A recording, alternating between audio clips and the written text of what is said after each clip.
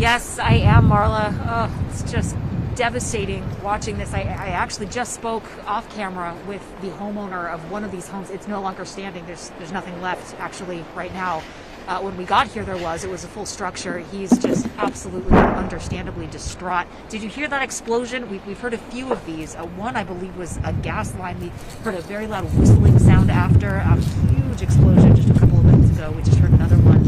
But this gentleman says he's lived in this area. He's lived along PCH his entire life for decades. He's been through a lot of fires, a lot of natural disasters, a lot of events like this, but he said he's never seen anything like this before. And he says this part, at least, these homes could have easily been saved. He just said he was here all day with his neighbors. They were watering everything down with their garden hoses, trying to save these homes. And they had a fire engine as the flames were coming down through the mountain and coming toward their homes. And he said they ran out of water and they took off. They had to go to something else. So he just sort of stood there helplessly trying to save his home and couldn't do anything about it. He watched it go up, he watched it catch. He first watched his neighbor home catch on fire, then he watched his home catch on fire, then their neighbors, and then across the street and so on. And he's just kind of standing here just in utter disbelief. And he just said, this could have been preventable. This shouldn't have happened this way. But he said that's that. I mean, what can we do? There's absolutely nothing left. There's not even a beam left standing of what was once his home. Everything back up in that hillside has burned as well. We saw a lot of active flames a few minutes ago. Now we're just seeing a lot of smoke, a lot of kind of black, thick smoke just kind of coming down throughout the canyon. Just heard another explosion there. And as it's nightfall now, we're able to see a lot of the glow from other spot fires kind of all over these ridge points. I'm not sure how much the camera can pick up, but if we look directly across PCH, you can see some at the very top there. It looks like there's some wind blowing as well, and some bigger flare-ups that are sort of coming out from the top of that ridge. We're seeing those all up and down PCH. I mean, everywhere you look, you just see flames. No matter what direction you're looking in, there is fire. Again, these homes here on Terrace Circle, there's just nothing left of them. It appears that every single home on there has been lost. This gentleman that I spoke to, he also said there was a 99-year-old resident. He said the residents in that area helped get her out. They brought her here to this parking lot across the street, across PCH, and then she was eventually taken by first responders to safety or to an evacuation center. But she couldn't evacuate on her own. But again, he's just sitting here watching, just in utter disbelief, as you would be if you saw this. I mean, when we started here, an hour or so ago, there were several structures standing here, not just one, but several along Terrace Circle. And now, I mean, look at this. There's nothing left standing. It's just all gone. And you can see this structure burning a little bit down to the right here. We've seen a couple of people like this that appear to be transient individuals. They've approached us a couple of times, and he's approached us a couple of times, and appears to be having kind of a mental break, which also understandable. I think a lot of people coming to this particular area because there's no structures on the other side of PCH. You've just got sand and water, so it's relatively safe in terms of what's going on in this area and in terms of what your other options are, because there's just nothing left to burn once this jumps PCH. It has jumped PCH at certain points. We saw those flames down. You can see at the distance. I can't even see them anymore. We could see them a while ago. Now you just see this thick smoke.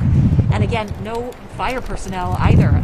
They were staged for quite some time down at the end of that street, or down a little bit south on PCH. They're no longer there. We can hear the sirens. Not sure exactly where they are, but no firefighting efforts on these homes as well on Terrace Circle. So just so hard for these residents who called this home and who are now trying to figure out how they're going to rebuild and what they're going to do from here. I mean, it's just devastating to watch.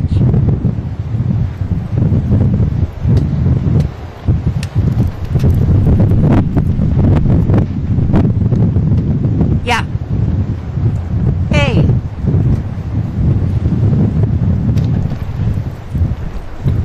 Okay. Okay, sounds good.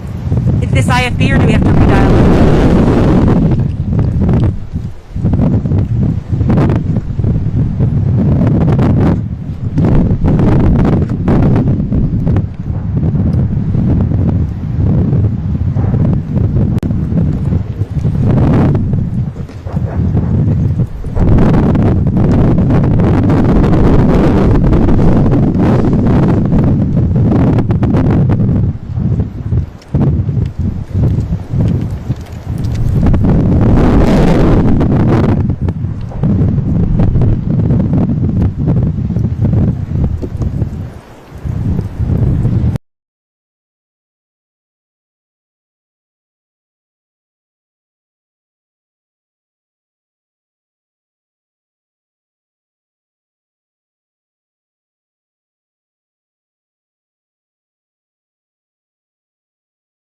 Up, because you're gonna make it worse.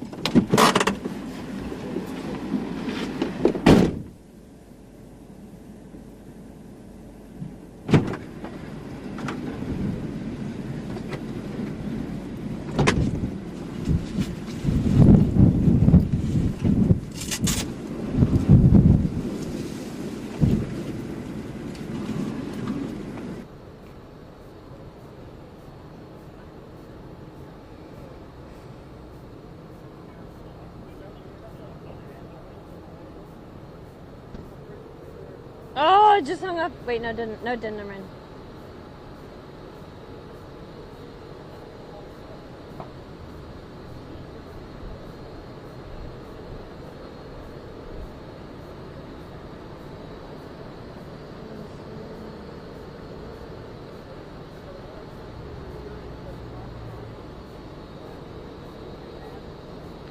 Hi, you've reached Captain Eric Scott.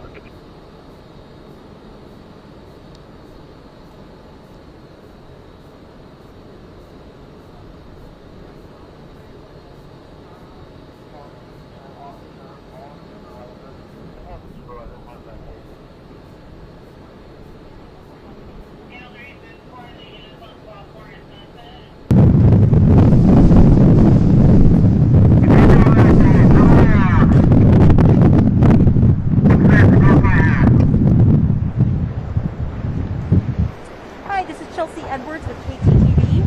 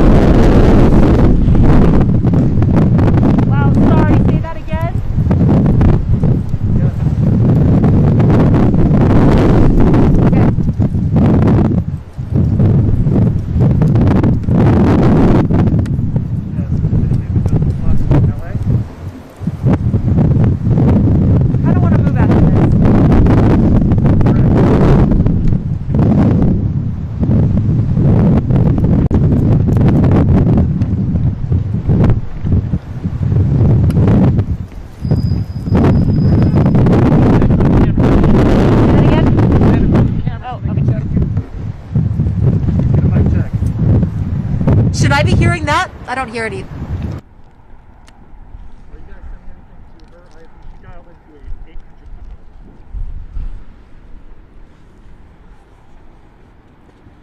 They're going to talk to you right now. Okay, great.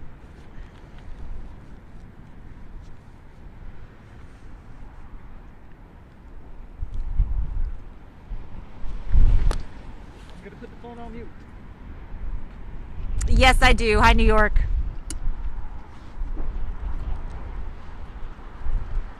Great, thank you. Yes, it is. I copy.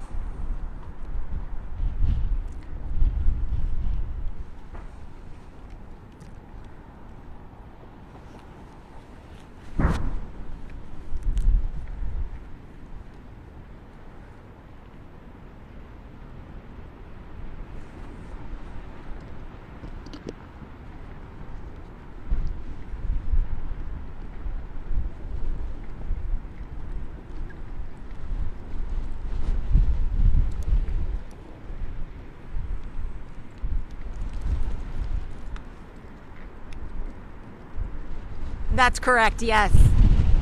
Yes, that's correct.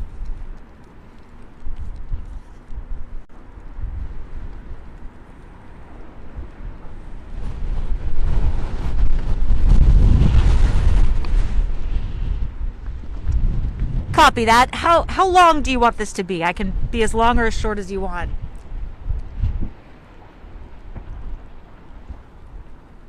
Okay.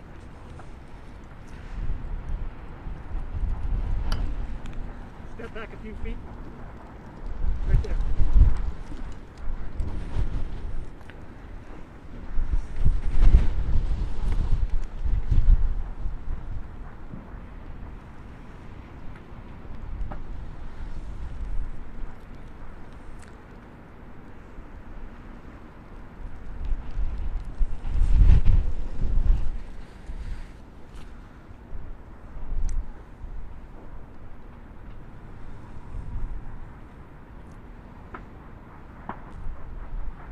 Sean,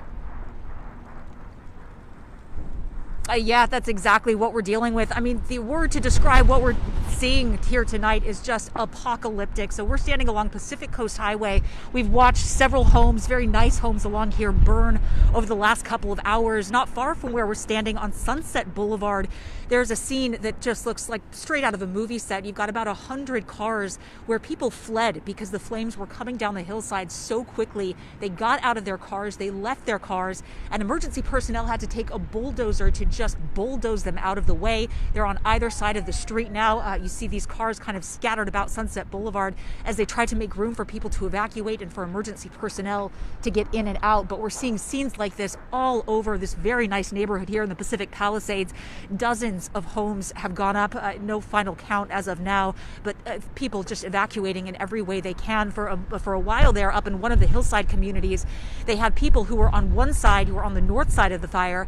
The fire jumped the roadway, and they told everybody to go back to their homes and to shelter in place. So you can just imagine how terrifying that must have been for the residents who were told to go back to where the flames were encroaching on their properties and then wait until they got the order to come back out. Thankfully, those residents were able to be escorted out not very long after that, and I could see the looks on their faces. They were driving down to come back down to the beach and to get out of there. They just looked like pure relief to be getting out of that situation. But this is still not over yet. These winds obviously going to continue throughout the night, and we're going to see scenes like this again and again. Again, when we got here, these were homes that were standing here. Now there's just nothing left. We're seeing a structure now burn a little bit south of where we're standing here on PCH. At one point, it actually jumped PCH and was on this side. The good news from our location right now is that there's nothing to burn on this side of PCH. This isn't an area where there are homes or structures on the ocean side, so there's nothing left to burn once this fire does what it's doing here. But really tragic situation for so many people. I just spoke to one gentleman who says that this is one of these homes that's burning right now is his. He is just standing here watching in utter disbelief as his livelihood is going up in flames. Sean.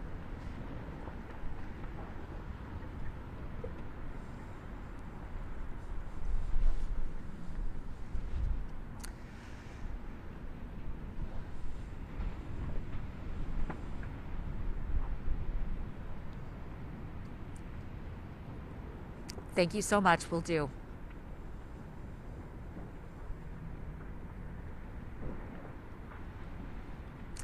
Thanks so much, guys. Thank you. All right, what do you think? Should we bounce or? Back to KTV.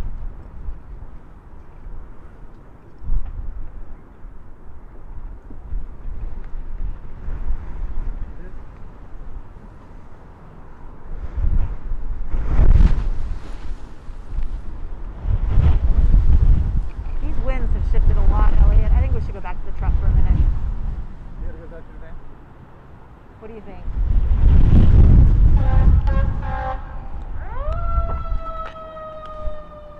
Just out here, monitor. What? I'll stay out here and just cover the Oh, shot. no, we don't need to. I don't need to. Just Take a break. You need it's all good. that's all right. You can talk. Dialing back in.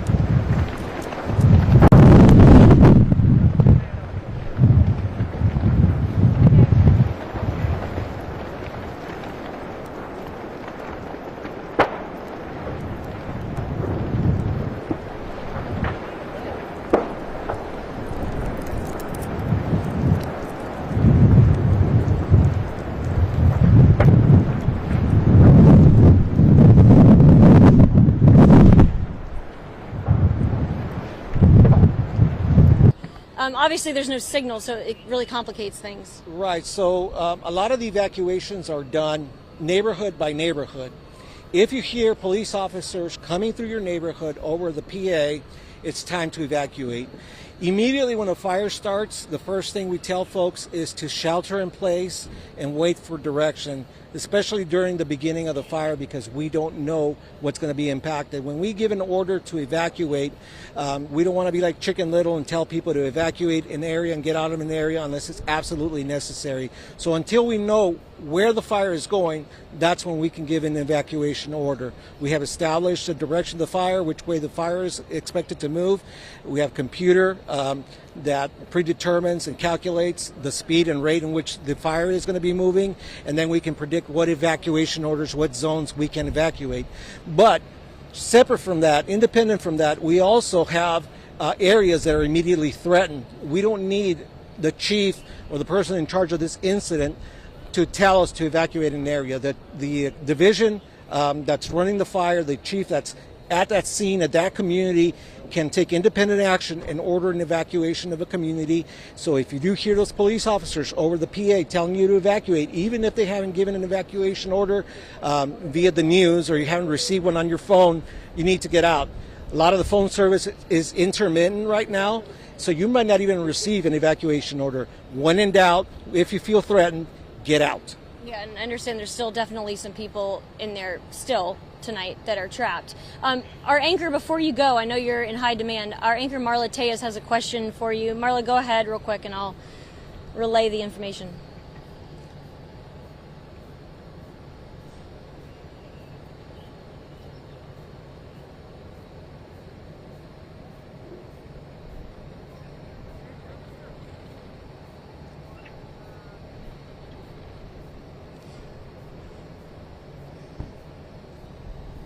Yeah, good question. So this was something we kind of talked about at the presser, that there was something put out that there's not enough firefighters and that you guys need more resources. Now, we heard, I think it was Eric Scott saying that you guys have all boots on the ground. You've got more resources coming overnight. You've got CAL FIRE deployed.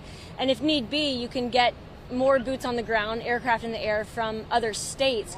What's the plan as these winds continue to strengthen, and what's the reality of the resources that you currently have right now trying to fight this? So for the time being right now, as far as my understanding is that we have adequate resources on this fire. We are limited to our ability to fly, because when these winds do pick up, they have to do a risk analysis whether they can fly or not at night. And water drops are ineffective when the winds pick up to a certain point. So it's a risk versus gain. Is it worth risking the lives of those pilots and firefighters in the air to drop water that's ineffective versus trying to figure that out? So our firefighters are out there. They're pre-deployed. We have resources from all over the state that have arrived, and we have these resources in place. The question comes up is, will we have enough resources should we have a second or third or fourth brush fire, which is very potential right now. We have low humidity, we have high winds, and a new fire can start anywhere in Southern California, in Riverside, San Bernardino County, etc. So resources are being focused here. But if our resources are stretched, they can be stretched to a certain point where we will not have enough resources. So that is a good point. But for now, we do have adequate resources on this. We have more resources coming, but we do have to rotate our people through and get them rest, get them fed, and then back out on the line. Now, I have a couple friends who are on the line right now, and they're kind of on standby, and they finally were able to get out.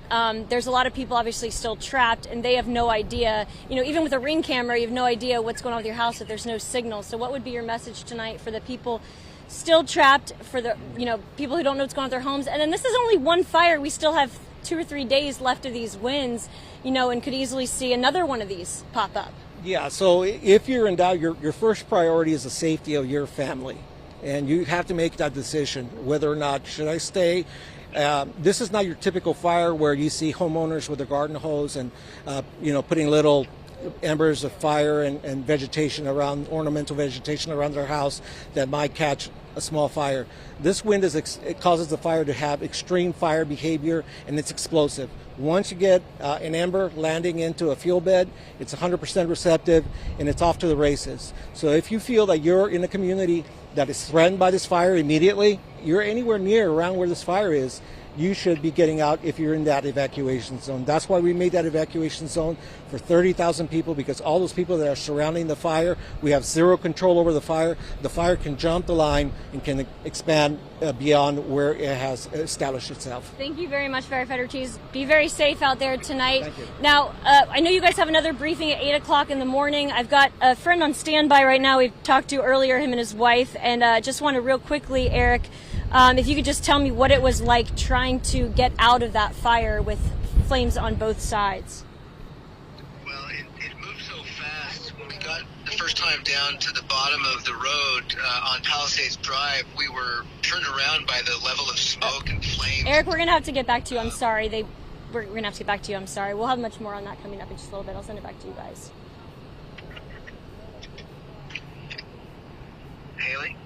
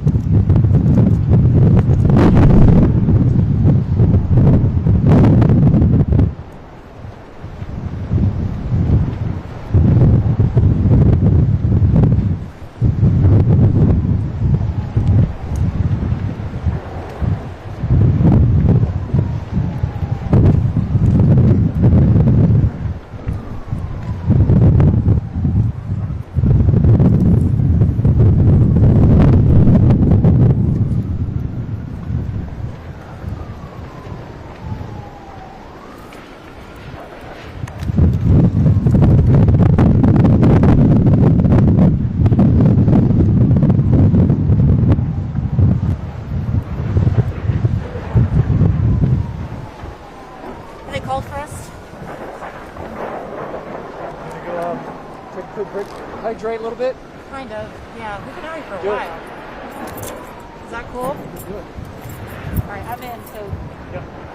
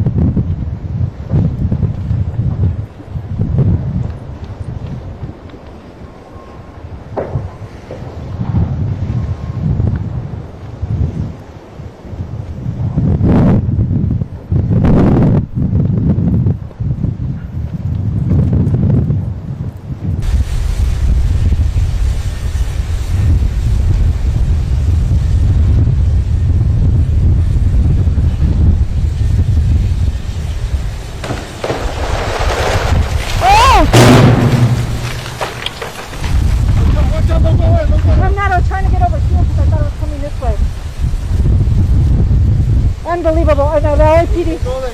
No, I know.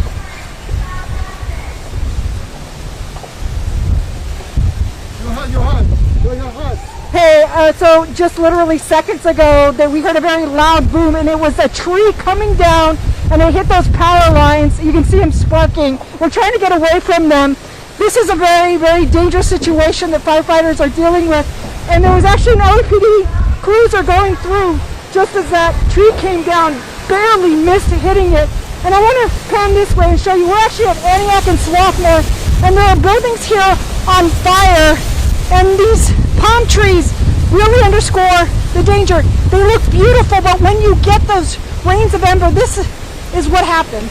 A lot of these trees catch fire very easily. The wind also knocks down some of the palm fronds, and that catches fire everything, or lights on fire everything beneath it. In fact, if we pan down, you can see there are some palm fronds on fire there on the sidewalk. And still, we're seeing people evacuating. Again, the LAPD just came through. They were on the megaphone. They were telling people to leave, and we're hearing booms. I don't know if you just heard that all around us. It appears to be transformers catching fire and blowing up. And again, very hazardous and dangerous situation that we are witnessing firsthand here at Swarthmore in Antioch. And to give you some perspective, we did not even move that far. When you came out to us live the last time, we were about a block and a half away at Sunset and Via de la Paz, and drive a block and this is what you see. So firefighters really have a monster fight on their hands. Right now we're not seeing any resources here, but again, we are seeing LAPD officers, and we need to get out of here. So I'm going to send it back to you.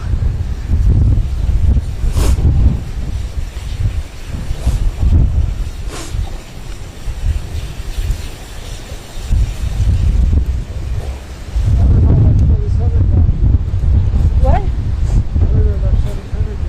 I don't know either. What do we do?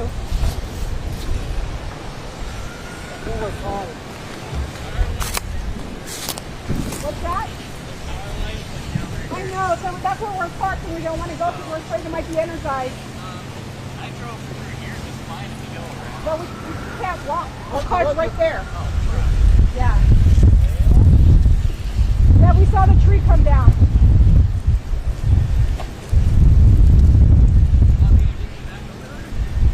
Hey, Mondo, you'll drive us. He'll drive us. He said he'll drive us. Oh, yeah. Thank you. I don't care. Thank you.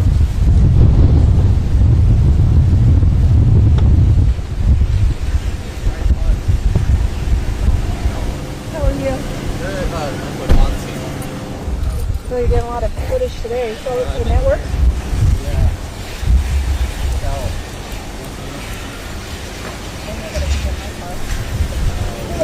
Right there. It's right there on the next to that building. I mean, it's not, it's a company car, whatever. Oh, okay, yeah, there you go. That one burns. Yeah. Has my purse in it, but I'll live. Yeah. Because there's power here, that floor might be energized. Yeah. Yeah, it's true. Okay, so let me tell them so that they don't I cannot. Damn, it's really burning up here. Oh, the fucking whole town's gonna burn. Yeah. I'm just scared of these trees. Yeah.